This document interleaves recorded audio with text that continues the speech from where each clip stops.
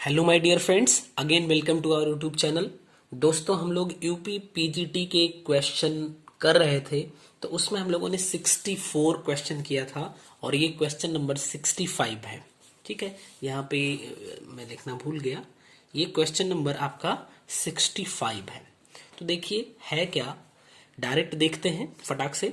Select the correct statement. Option A है adsorption decreases surface energy. Option B, adsorption is an irreversible process. Option C, adsorption increases with rise in temperature. And option D, adsorption is always monolayer. ठीक है, तो अब इस question को हमें solve करना है। चलिए एक एक करके पूरा अच्छे से सारी बात, यानी कि जैसा कि आपको पता ही है कि इस समय हम लोग पर्टिकुलर एक क्वेश्चन ना करके फुल कॉन्सेप्ट को डिटेल में देख रहे हैं, ताकि उस कॉन्सेप्ट पे अगर दोबारा से कोई क्वेश्चन मिले तो आप वहां पे फंसो ना। ठीक है, और ये 1 से 2 सेट करने के बाद आप खुद फील करोगे, अगर आप चैनल पे रेगुलर वीडियोस देख रहे हैं।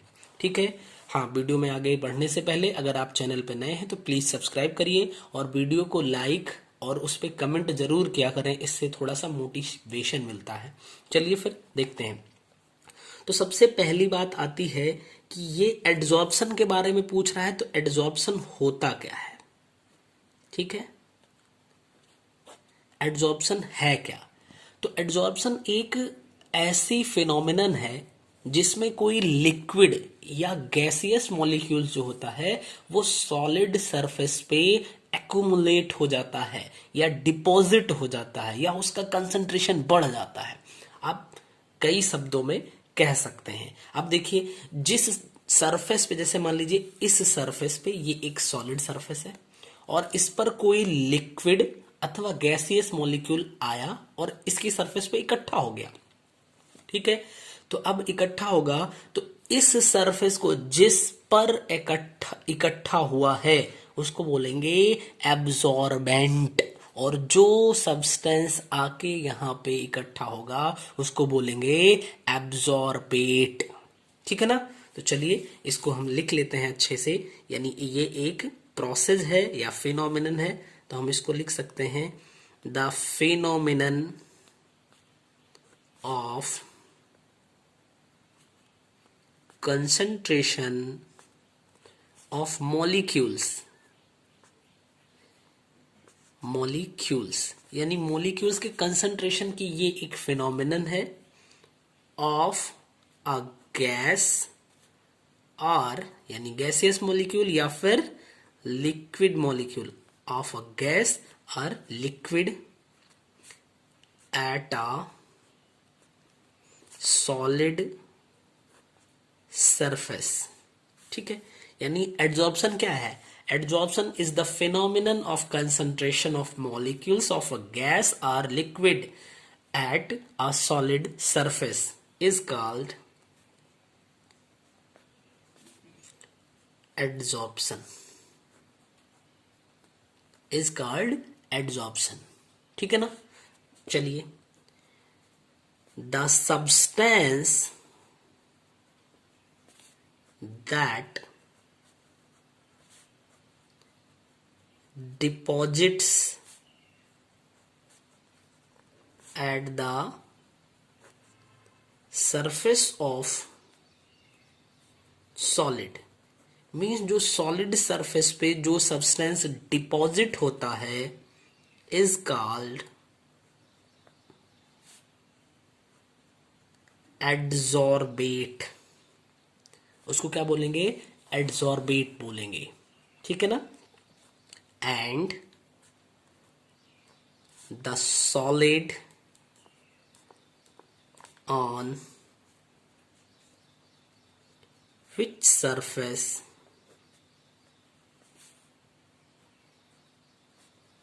The deposition occurs is called adsorbent। यानी जिस सॉलिड सरफेस पे एड्सॉर्प्शन की प्रोसेस कंप्लीट होती है उसको बोलेंगे एड्सॉर्बेंट, और जिस गैसियस या लिक्विड मॉलिक्यूल का एडजॉर्प्शन हुआ उसको बोलेंगे हम एडजॉर्बेट। ठीक है, तो एडजॉर्प्शन, एडजॉर्बेट और एडजॉर्बेंट क्या हुआ ये आपने देखा। अच्छा, अब इसी से मिलती जुलती एक बात आ रही है जिसका नाम होता है एब्जॉर्प्शन। एब्जॉर्प्शन, ठीक है, ये था एडजॉर्प्शन और ये है एब्जॉर्प्शन।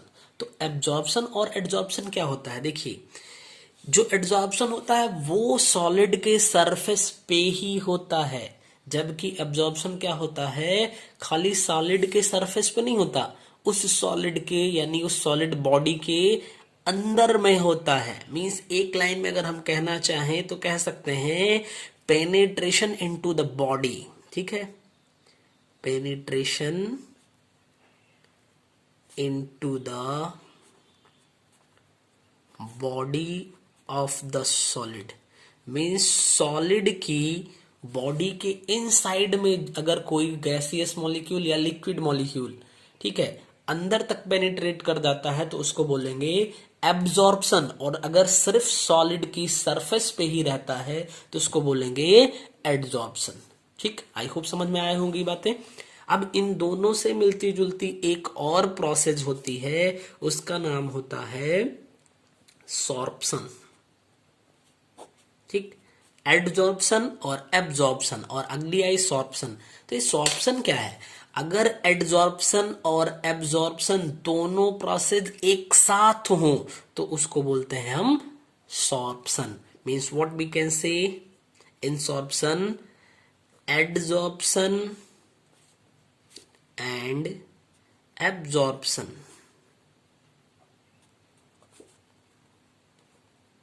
take place simultaneously।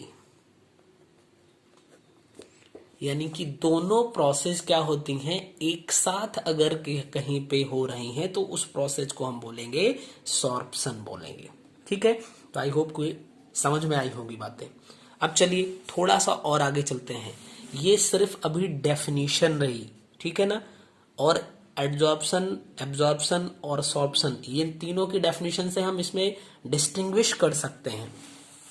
अब देखिए है क्या, अभी ये क्वेश्चन आपका सॉल्व नहीं होने वाला है इससे।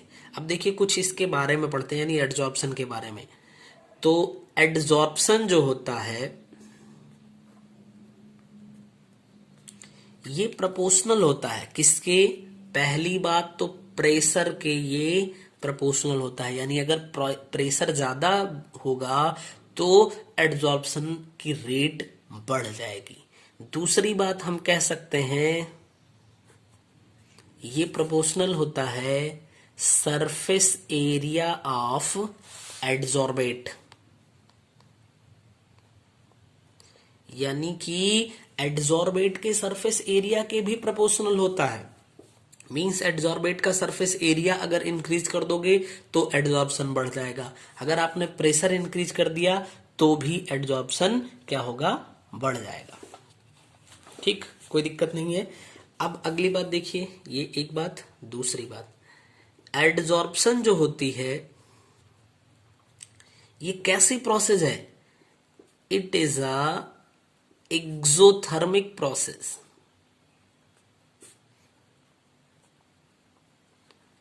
एक्सोथर्मिक मींस कि जिस प्रोसेस में एनर्जी रिलीज होती है, तो एडजॉर्प्शन एक ऐसी प्रोसेस है जिसमें एनर्जी रिलीज होती है, that's why it is exothermic process. ठीक है, एडजॉर्प्शन इज एन लिखना चाहिए यहाँ पे, इज एन एक्सोथर्मिक प्रोसेस।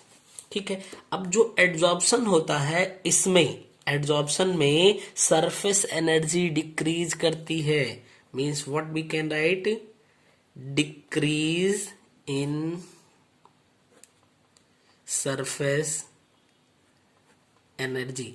अरे भाई, अगर ये एक्सोथर्मिक प्रोसेस है और यहां से एनर्जी रिलीज हो गई तो एनर्जी में तो डिक्रीजमेंट हुआ कि नहीं हुआ, हुआ ना। अगली बात आप और कह सकते हैं डिक्रीज इन एंट्रोपी, एंट्रोपी में भी डिक्रीज होता है। तो एडजॉर्प्शन क्या है, एड्जॉर्प्शन प्रेशर पे डिपेंड करता है, यानी प्रेशर के साथ इंक्रीज, प्रेशर के साथ एड्जॉर्प्शन बढ़ता है, मींस कि प्रेशर इंक्रीज करेंगे तो एड्जॉर्प्शन इंक्रीज होगा। जो एड्जॉर्बेट है उसके सरफेस एरिया को इंक्रीज करने पे एड्जॉर्प्शन इंक्रीज होगा। ये एक एक्सोथर्मिक रिएक्शन है या प्रोसेस है, मींस कि इसमें सरफेस एनर्जी डिक्रीज करेगी या फिर एंट्रोपी डिक्रीज करेगी। बताइए, अब चूंकि यहाँ पे एक बात आई सरफेस एनर्जी, तो सरफेस एनर्जी होती क्या है? जब 1 ग्राम ऑफ गैस, यानी जब गैसियस मॉलिक्यूल की 1 ग्राम को क्या होता है, एड्जॉर्ब किया जाता है, किसके द्वारा? सॉलिड सरफेस के द्वारा। तो जो एनर्जी रिलीज होती है उसी को बोलते हैं हीट ऑफ एड्जॉर्प्शन, या फिर सरफेस एनर्जी भी इसको आप कह सकते हैं। ठीक, तो देखिए, चलिए हम लिख लेते हैं इसको, energy liberated when 1 gram of gas is adsorbed on the solid surface called heat of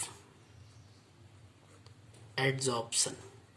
तो उसको आप हीट ऑफ एड्जॉर्प्शन बोलेंगे। अच्छा, अब चूंकि एड्जॉर्प्शन की बात आई है तो ये 2 टाइप का होता है। एड्जॉर्प्शन आपका 2 टाइप का होता है। एक को आप बोलेंगे फिजिकल एड्जॉर्प्शन, फिजिकल एड्जॉर्प्शन, और दूसरे को बोलेंगे आप केमिकल एड्जॉर्प्शन, या फिर केमिकल एड्जॉर्प्शन को आप केमिजॉर्प्शन भी बोल सकते हैं। ठीक है, केमिजॉर्प्शन भी बोलते हैं। तो देखिए, जो फिजिकल एड्जॉर्प्शन होता है इसमें जो एड्जॉर्बेट होते हैं वो एड्जॉर्बेंट सरफेस पे, एड्जॉर्बेट जब मैं बोलूंगा यानी कि कोई लिक्विड या गैसियस मॉलिक्यूल, और एड्जॉर्बेंट सरफेस में सॉलिड, तो एड्जॉर्बेंट के सरफेस पे जो एड्जॉर्बेट होते हैं वो वीक फोर्स से अट्रैक्ट होते हैं, यानी कि वांडरवाल्स फोर्स या अट्रैक्शन, कुछ भी लिख सकते हैं। ठीक है, वांडरवाल फोर्स से ये हेल्ड होते हैं। What we can say the adsorbate being held to the adsorbent surface, ठीक है, by van der Waal force. Chemical adsorption में क्या होता है, यहां पे ये केमिकल, नाम से ही पता है, केमिकल बॉन्ड से हेल्ड होते हैं। सिंपल सी कहानी, ठीक ना। यानी केमिकल एड्जॉर्प्शन जो होगा ये ज्यादा अच्छा होगा in comparison to physical adsorption में, ठीक है ना। अब देखिए, यहां पे अच्छा होने का मतलब स्टेबिलिटी से है, ये ज्यादा स्टेबल होगा। अब अगर इनके बारे में भी थोड़ा सा देखा जाए तो देखिए, जो फिजिकल एड्जॉर्प्शन होता है वो रिवर्सिबल होता है। यहां पे मैं लिख लेता हूं फिजिकल, और यहां पे लिख लेता हूं केमिकल। बात चल रही है एड्जॉर्प्शन की तो आप समझ पाएंगे। ये होता है जो फिजिकल है ये आपका रिवर्सिबल है और केमिकल इरिवर्सिबल है, ठीक है। और ये है इरिवर्सिबल।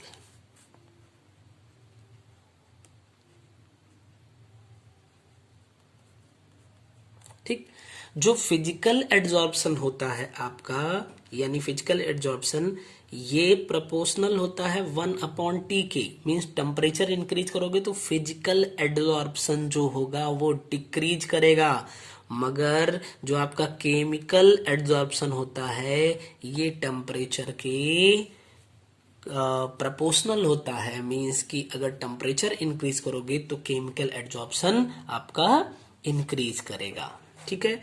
और अगली बात देखिए, जो फिजिकल एड्जॉर्प्शन होता है ये मल्टी लेयर का होता है, ठीक है। इसमें क्या होता है, मल्टी लेयर का फॉर्मेशन होता है। और जो आपका केमिकल एड्जॉर्प्शन होता है इसमें मोनो लेयर का फॉर्मेशन होता है, ठीक। अगर आप इतनी बात को जान रहे हैं तो आप इस क्वेश्चन को कंप्लीटली बहुत अच्छे से कर लेंगे। अब देखिए, चलिए क्वेश्चन पे आते हैं। Adsorption decreases surface energy. हाँ भाई, हमने अभी यहां पे देखा और कहा कि एड्जॉर्प्शन में decrease in surface energy, surface energy decrease करती है। इसका मतलब कि ये सही है बात, एड्जॉर्प्शन डिक्रीजेज सरफेस एनर्जी। दूसरा है, adsorption is an reversible process, irreversible process. भैया, एड्जॉर्प्शन रिवर्सिबल या इरिवर्सिबल के बारे में तो कुछ ना पढ़ा गया, लेकिन यहाँ पे देखिए फिजिकल एड्जॉर्प्शन जो होता है ये रिवर्सिबल होता है, जबकि केमिकल इरिवर्सिबल है, ठीक है। तो ये बात हम यहाँ नहीं कह सकते हैं। दूसरे पे आइए, यानी next, adsorption increases with rise in temperature. फिर से वही वाली बात, ठीक है। आप समझो, यहाँ पे लिखा है आपने जो फिजिकल एड्जॉर्प्शन है ये टेम्परेचर इंक्रीज करने पे फिजिकल एड्जॉर्प्शन डिक्रीज करेगा, और टेम्परेचर के साथ केमिकल एड्जॉर्प्शन इंक्रीज करता है। मैं इसलिए बार बार दिखा रहा हूं ताकि आप ये देखिए कि इस क्वेश्चन से रिलेटेड जो हमने कंटेंट पढ़ा है या जो लिखा है वो कितना ऑथेंटिक है, आप इस बात को समझिए, ठीक है। नेक्स्ट देखिए, एड्जॉर्प्शन इज ऑलवेज मोनोलेयर। गलत, क्योंकि आपने देखा जो फिजिकल एड्जॉर्प्शन है ये मल्टी लेयर का होता है, केमिकल मोनोलेयर का होता है। तो यहां से हमें पता चला कि ये स्टेटमेंट गलत, ये गलत है और ये गलत है।